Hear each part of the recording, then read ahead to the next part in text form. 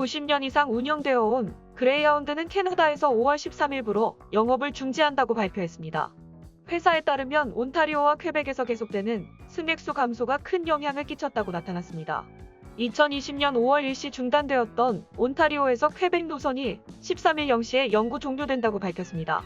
종료되는 경로는 토론토, 오타와 몬트리올, 토론토 런던 윈저, 서드베리 오타와 토론토, 토론토 키치너, 구엘프 캠브리지, 토론토 나이아가라 폭포, 오타와 킹스턴 노선이며 이번 결정은 최근 여러 가지 비용 절감 조치가 시행된 이후에 이러한 조치가 취해졌다고 말했습니다.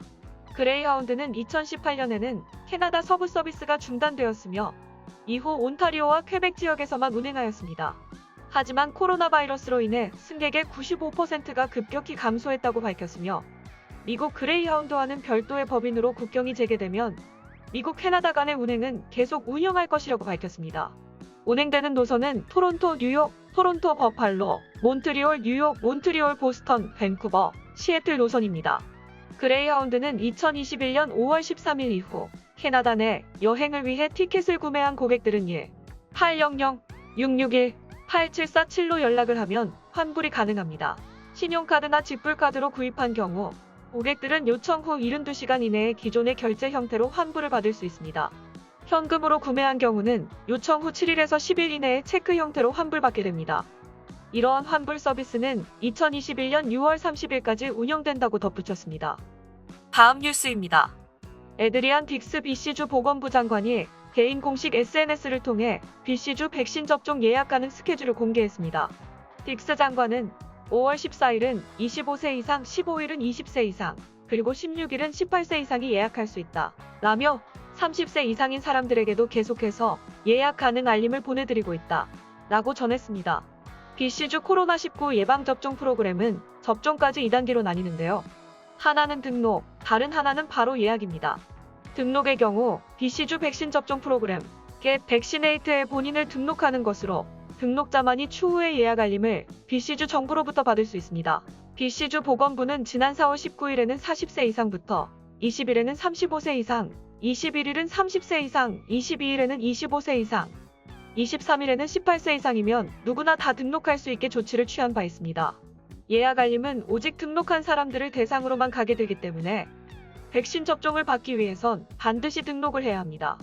아울러 BC주 정부는 백신 공급량이 늘어나자 추가 접종 프로그램을 발표하며 1차 접종 속도를 올렸는데요.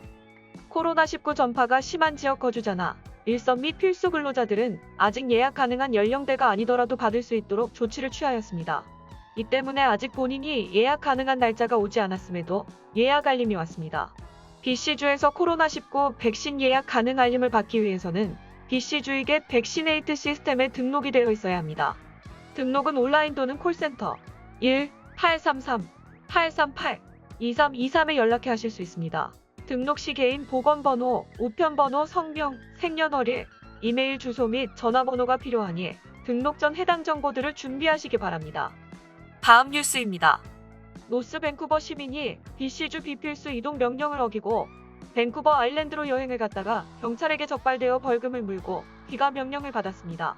경찰은 지난 1일 밴쿠버 아일랜드 남부 쪽에서 도로교통법 위반으로 정차시켰다가 해당 운전자가 비필수 이동을 한 것을 확인할 수 있었다 라며 경찰은 과태료를 부과하며 즉시 귀가하라고 명령을 내렸다 라고 전했습니다. 해당 운전자는 도로교통법 위반으로 딱지도 함께 떼인 것으로 확인되었습니다.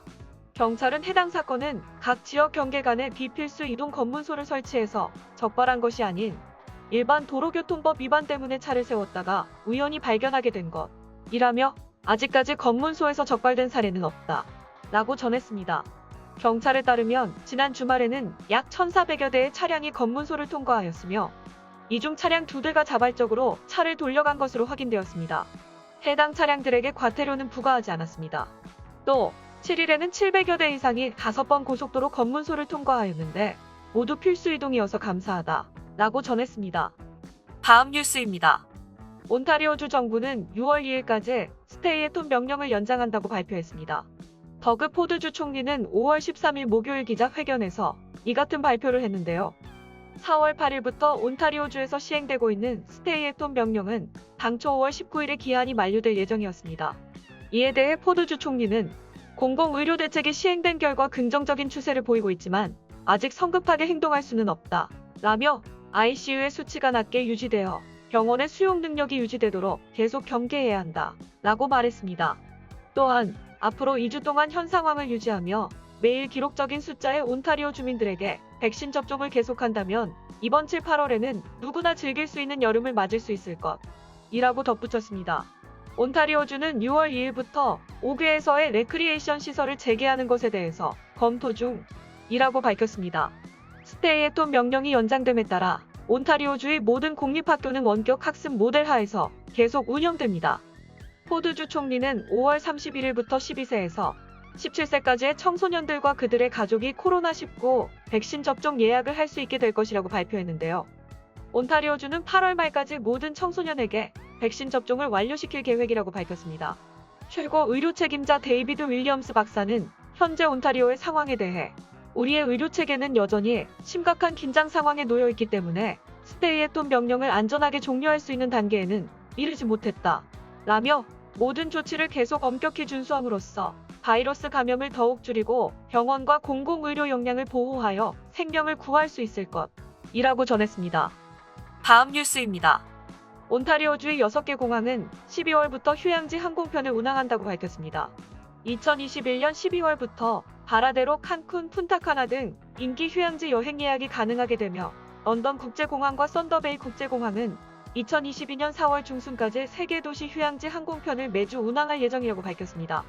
윈저 국제공항은 카요 산타마리아와 바라데로 항공편이 재개되며 워털루 국제공항은 매주 칸쿤행 항공편이 재개될 예정입니다. 추가로 써닝은 노스베이와 칸쿤, 서드베리와 바라데로 행 항공편을 12월부터 4월까지 매주 재개할 예정입니다. 써닝 항공사는 해밀턴과 토론토 국제공항에 12월 항공 일정을 준비하고 있으며 더 자세한 내용은 곧 발표될 것이라고 밝혔습니다. 현재 에어 캐나다도 2021년 12월 몬트리올, 토론토, 캘거리, 밴쿠버에서 출발하는 하와이행 직항 항공편을 운행한다고 예고했습니다. 다음 뉴스입니다. 목요일 미국 질병통제예방센터가 업데이트한 내용에 따르면 미국에서 코로나19 백신 접종을 모두 마친 사람은 법률이 요구하는 경우를 제외하고 이제 더 이상 마스크를 착용하거나 신체적 거리를 유지하지 않아도 됩니다. 미국 질병통제예방센터는 백신 접종을 완료한 사람은 마스크를 쓰지 않거나 신체적 거리를 유지하지 않은 채로 활동을 할 수 있으며 국내 여행도 가능하다고 밝혔습니다. 또한 코로나19 증상이 없다면 여행 전후로 테스트를 하지 않아도 되며 자가격리도 필요 없습니다. 반면 캐나다 보건부는 캐나다는 아직 준비가 되지 않았다고 밝혔습니다. 캐나다 공중보건 담당 부책임자인 하워드 박사는 캐나다 백신 배포에 관련한 브리핑에서 캐나다인은 백신 접종 유무에 상관없이 모든 공중보건 조치를 계속 실천하는 것이 여전히 중요하다고 밝혔습니다. 또한 캐나다인들이 6월까지 최소한 한 번의 백신 접종을 할 수 있도록 할 것이라고 덧붙였습니다.